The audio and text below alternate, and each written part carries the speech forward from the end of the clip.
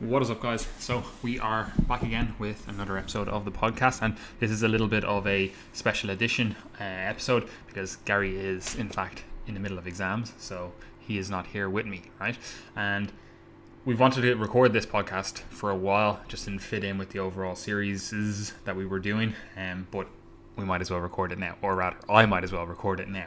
And the topic that we're going to discuss is how to get the most from listening to podcasts. And I don't just mean listening to our podcast, like obviously, I want you to subscribe to that, do all that stuff, because that helps my business. But I do realize that most people listen to a variety of podcasts, or if you're looking or you're viewing this on YouTube, most people do follow a variety of individuals on YouTube, listen to their videos, or rather watch their videos. So how do you actually get the most from listening to a podcast? Like, is there a kind of general good practice? And of course there is, right? Now obviously some of this stuff is rather subjective. Like you might go, that's not going to work for me, and some of this stuff is obviously more objective. But listening to this podcast or viewing this podcast, you should just realize that this is just kind of a few tips to help you, get more from what you're already doing, listening to the podcast or viewing YouTube videos,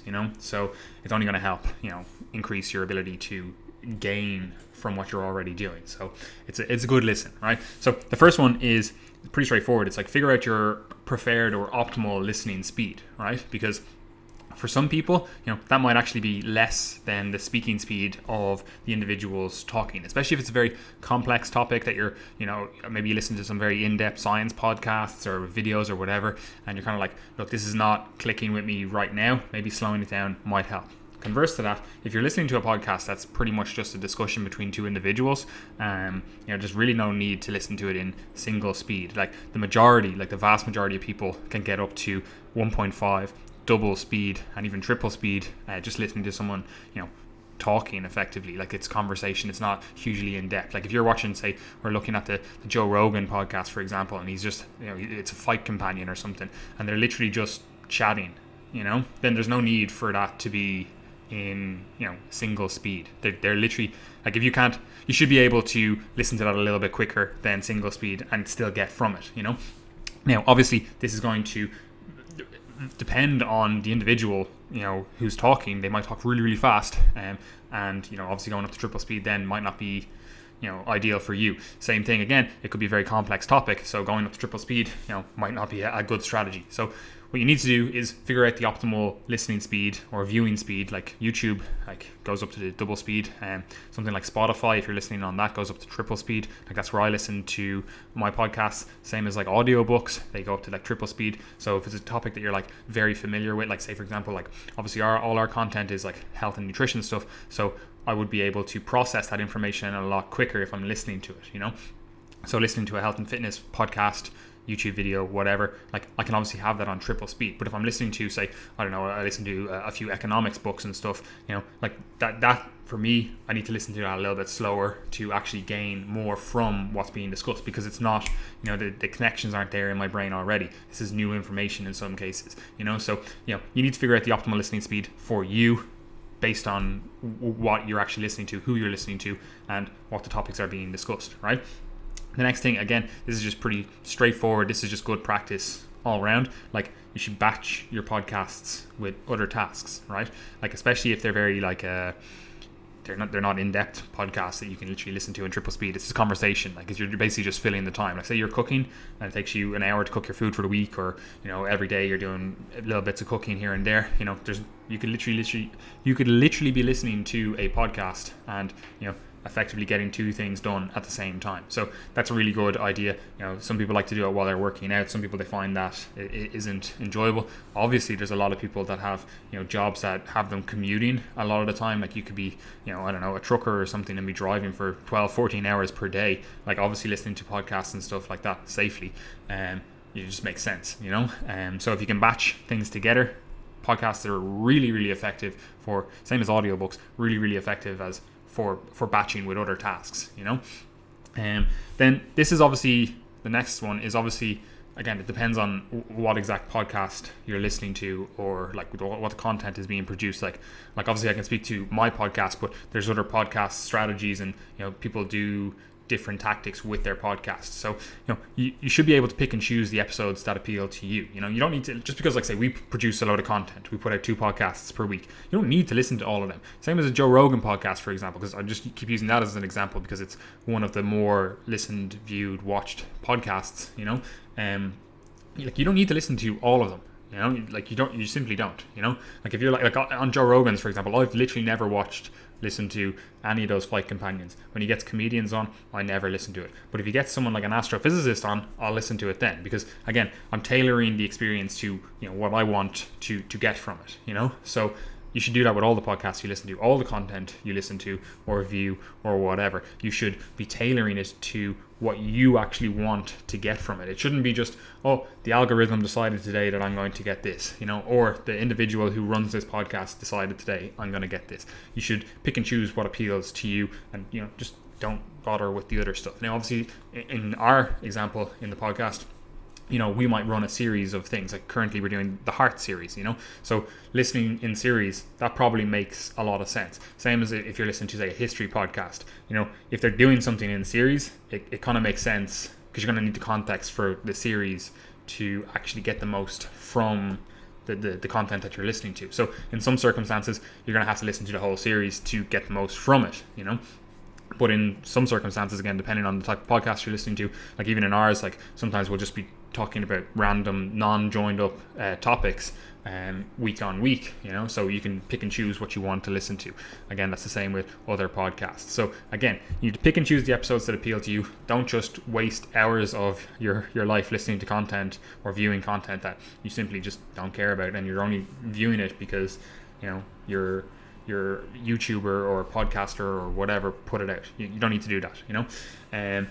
The next thing then is, and again this applies to our podcast especially, is use it as a launching board for further research, right? Because you simply shouldn't just like listen or view or whatever and take that as gospel. Like people can make mistakes. This is especially true if you're listening to a conversation. Like say a discussion between myself and Gary. We might be talking about something, and because I'm talking to Gary, I might assume he has a level of knowledge and just kind of gloss over things that you might not understand or might not know. So you might get the wrong end of the stick, or I might phrase it in a way that doesn't facilitate good understanding.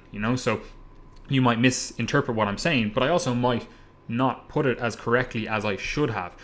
Like this is why we do a lot of written content, because it's so much easier to have something typed out and then kind of reread it again and go, that's not really worded the most effective way to put this point across. So I'm going to spend some time rewording that, putting it around in the paragraph, whatever, and making it more effective. In conversation, like that doesn't happen. You just say, like, if you think now, it's like you're not thinking before you speak. Like, yes, you are thinking ahead of time, but you're not thinking every single word out before you speak it. There's no kind of like, there's a 2-second delay between what I'm saying. Like, obviously there is some sort of delay, but it's not coming out as like, I have this conscious stream that I can just edit, retroactively. Like, that doesn't happen, right? So, it's very easy to get the wrong end of the stick just listening to content. It's also obviously not the be all and end all of content, like there, especially if it's like scientific stuff that, like, say we're doing, like putting out health and fitness content.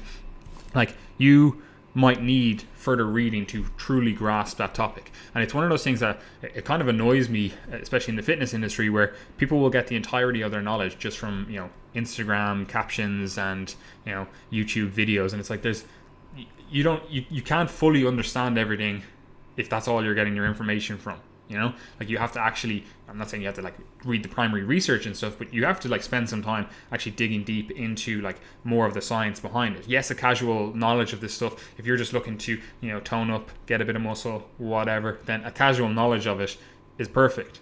That's all you really need. But if you're saying this is your career and you want to help more individuals and stuff, like you need to dig in a little bit deeper than just I watched a few YouTube videos. Like, that's like, imagine your accountant did that. You'd just be like, all right, well that's actually reckless. So don't just take opinions or the words you hear on a podcast or a video or whatever as gospel. You should do some double checking on that information. Now, obviously, you can't double check every single last thing that is said. But if it does pertain to something that you're interested in, then again, I would recommend going off and reading more about it. Like again, on our site, like the stuff that we talk about on the podcast, like we have articles generally on those topics, so you can read up more of our opinions, our thoughts, and the content that we're putting out, you know. So and most podcasts will do something similar, or in the show notes they'll have links to other things and different things like that. So again, you should use those resources. You shouldn't just listen to a podcast and go, this person is an expert, so I'm just going to believe every single word they say. Which, like, if you look at like the response to the coronavirus, you can see that all these experts are like wildly off. So you can't trust experts. And yes, you should definitely defer to expert opinion, but you know, you should make your own opinion up on their opinion, if that makes sense, because ultimately, like, we're all humans, like, we're not infallible, people make mistakes, so you have to take everything with a grain of salt, right? What's my next one?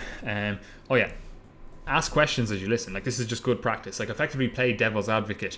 You know, if you're listening to information, kind of think to yourself, like, how does the current body of evidence, the understanding that I have, how does that jive with what these people are telling me here in this podcast or in this, you know, video or whatever. And again, it could be on whatever topic: politics, history, health and fitness, science, like whatever it is. Like, how does it jive with what you already know? So you have to play devil's advocate in your head and kind of ask questions, first of all, about what they mean when they say that, or whether you fully understand that topic, and then also play devil's advocate and going like, right, well, actually, you know, I thought X and they said Y, so why is there this difference here? You know, it could be that, you know, the person putting out the podcast, putting out the information is incorrect, and they need to be corrected, or you yourself had, you know, incorrect information or not a full understanding of that information, you know. So again, like, the only way you're going to figure that out is if you ask questions and, you know, kind of analyze what is being said and playing devil's advocate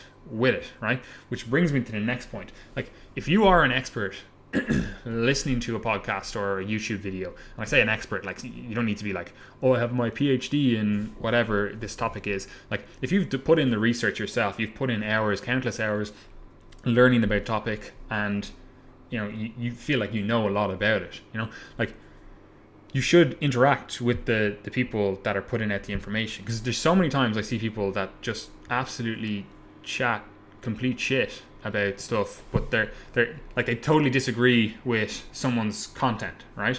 And just do nothing with that. They sit there in a kind of huff and kind of go, oh, well, if I was talking, I would have been in this conversation and I would have said X, Y, and Z, and, you know, this would have been blah blah blah. And like, there's this whole load of information that they have in their head that never gets out, because, you know, it's very easy to criticize content, but it's very hard to actually create content and put yourself out there, put that information out there to then be criticized, you know. So if you're not willing to actually cohesively put your thoughts together and, you know, write them down, like, say you listen to a podcast and you're like, look, this is completely wrong information, you know, you should be able to write your thoughts down on why that is wrong information, and then, you know, present it to the people putting the podcast out, you know, or putting the YouTube video out or whatever. And like, we do this, like, we encourage people to join our Facebook forum, you know, where it's like let's have a discussion. Like, we could be wrong. I'm not infallible. I know I don't know everything, you know, and like, I like to think that I know a lot about the field that I feel like I'm an expert in, but again, I still don't know everything there is to know. So you might be an expert,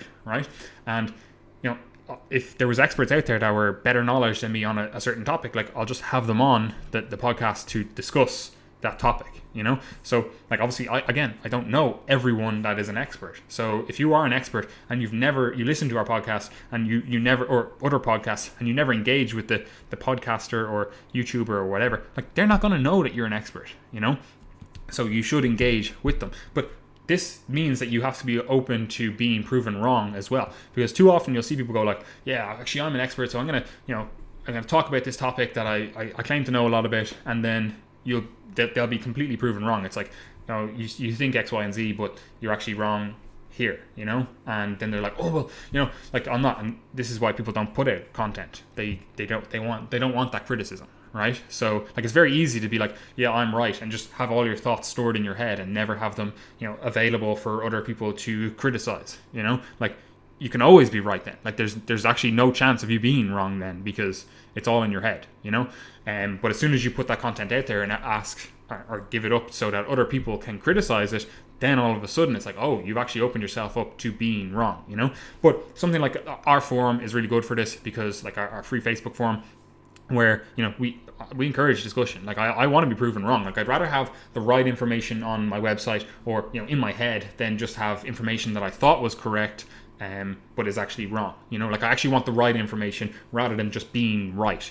And this is like a good strategy to have, whatever you are, like whatever expert you are. If you have information, like you should be open to having that information proven wrong. Like we're not infallible. No one is infallible. So you should be able to interact with the person putting out the content. You should be able to organize your thoughts and put them together in a way that you're like, I'm actually an expert on this topic that you talked about last week on the podcast, and you got X, Y, and Z wrong, and then you can be like, oh, I would love to come on to the podcast and discuss this more in depth.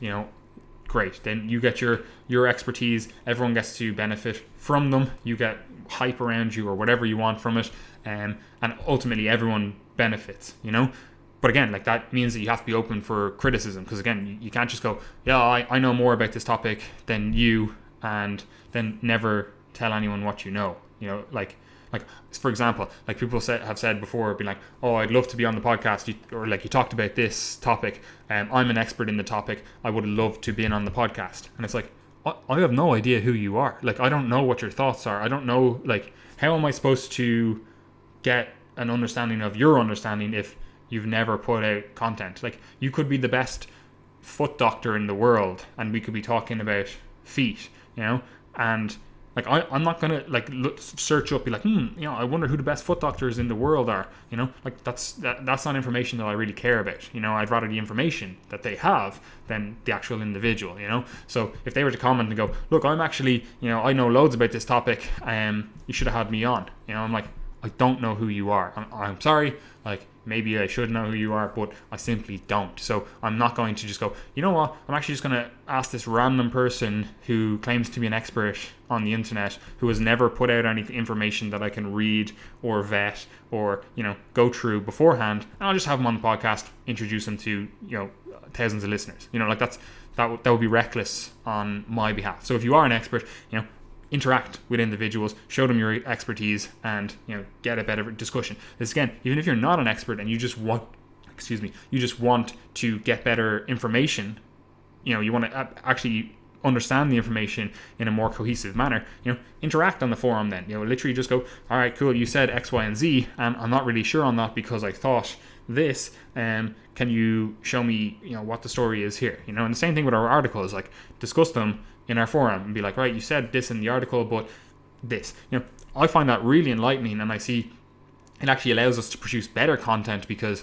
I can then see people's thoughts. Because again, like both myself and Gary produce content, and it's very hard to know what people know because obviously everyone's at a different level. Like you could be just coming to this health and fitness stuff, and like if we're writing content, you're like, I don't know what half of these words mean, whereas like you might be very far along in your health and fitness journey. You might understand basic concepts and be like, this content is too dumbed down, so like it's very hard to produce content for everyone, so again, that means that the more you can give feedback, the better able we are to produce the content at the level and at the understanding level that actually more effectively serves our audience. So basically, get involved, and that goes for our podcast, goes for other podcasts, because I know other podcasts and YouTubers or whatever have some sort of mechanism of interacting with them, whether it's maybe you have to pay for it, maybe it's behind some sort of subscription site. Again, you can still interact with them behind that, like maybe it's on like Patreon or something, you can still interact with them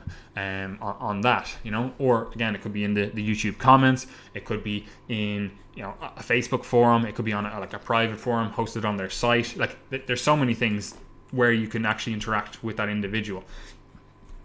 If you are really an expert and you're like, oh look, you actually got all of this information wrong and that's bad advice, then maybe sending them an email or something would be a good idea, especially if they have a large audience, but again, like it depends.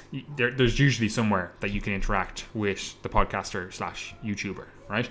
And again, I just go back and say, like, it's very easy to casually make a mistake in the words you use. Like they're not the best words to describe or convey the point, you know. So like, again, the information that you hear or see in a free flowing conversation on a podcast or YouTube video or whatever, like that shouldn't be taken as the absolute be all and end all of those individuals' knowledge, you know. Like, again, like for our content, like in particular, we might say something on the podcast that isn't as elaborated on as it could be, and like at least we have a backup of having articles generally on those topics that you can go, they said this, I'm not sure what he really meant by that, I think that actually sounds a bit wrong, let me go to the article there, and you go, okay, so their understanding of that concept is actually correct, they obviously just, you know, misspoke in that case, you know. So that's obviously a possibility there as well, right? And then the final thing, and this goes for our podcast, it goes for any other podcast, like there's generally a method of interacting with the podcast. And what I mean by that is you can either subscribe to it on, you know, Stitcher, Apple Podcasts, Spotify, whatever it is.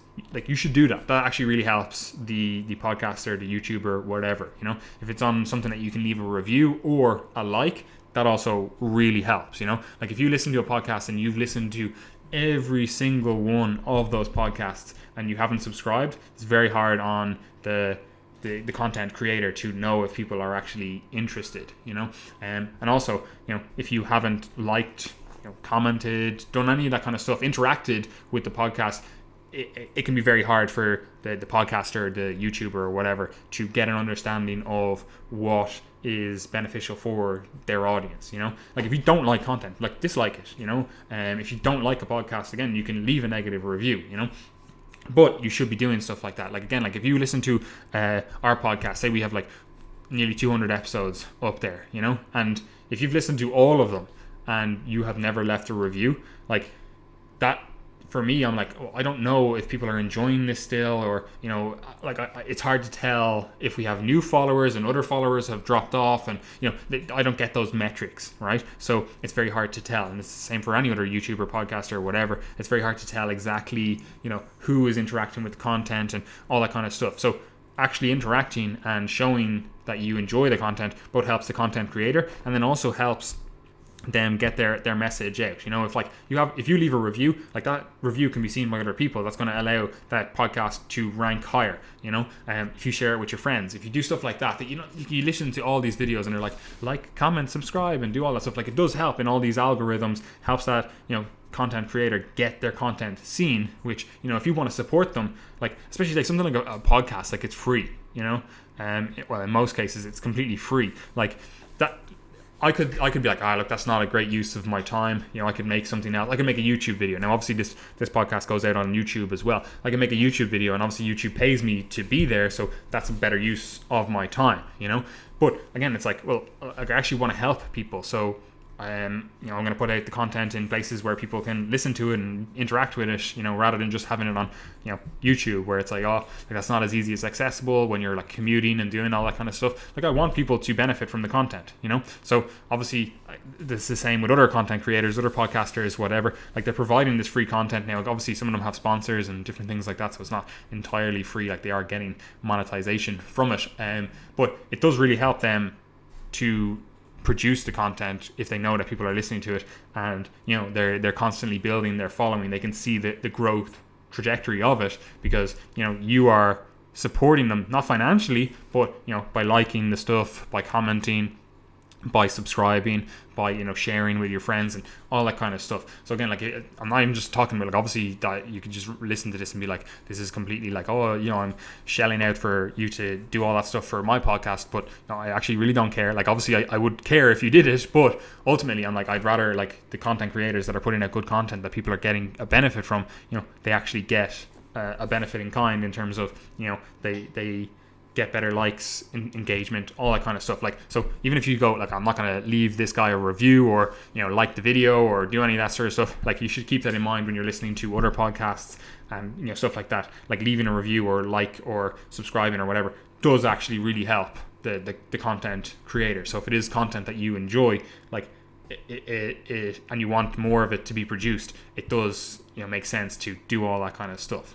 And then the final thing is, with our content, like we obviously have an email newsletter that we send out every single week. So like I was saying earlier on, like rather than just waiting for someone to produce content and then you just consume it as soon as it comes out and whatever, like that's obviously, like, you can use that as a strategy, but you probably should take a more tailored approach to it and listen to the content or view the content that you actually want to engage with, you want to get a lot from, and you think it will benefit you overall. Then signing up for something like our newsletter where we send out it every single week, you can just go, all right, I'll listen to that now. Or again, like you can subscribe on your podcast app that you use. But again, like I'd rather you just had a tailored approach. You listen to the episodes that were most beneficial to you, or that you think are going to be the most beneficial to you. Like 100%. If you want to use our podcast, throw it on in the background, or any podcast, throw it on in the background and just have it as kind of noise in the background while you're cooking. You don't really care what is being discussed. Maybe it's something that you're kind of like, like it's kind of beneficial, kind of like related to what I want to know about. That's cool. Obviously, I'm for that, but you should probably have a more tailored approach to what you view, what you consume effectively. Anyway, that is the podcast for today. Again, as I said in there, like, comment, subscribe, leave a review, do all that stuff. It really does help. And again, sign up for the newsletter. And if you're not already, because I know we have like a couple thousand listeners to this, and we don't have a couple thousand people in the Facebook forum. Like, if you're not in the Facebook forum, get in the Facebook forum. That's a good place to discuss this kind of stuff. So again, like if you sit there in a huff and you're like, oh, I'm an expert on this, and I wish they said this, or I could have been part of the discussion, or that they said that wrong, or whatever, like the Facebook forum is where we have all those discussions. So if you're not in there, get in there. Anyway, that is me. Peace out.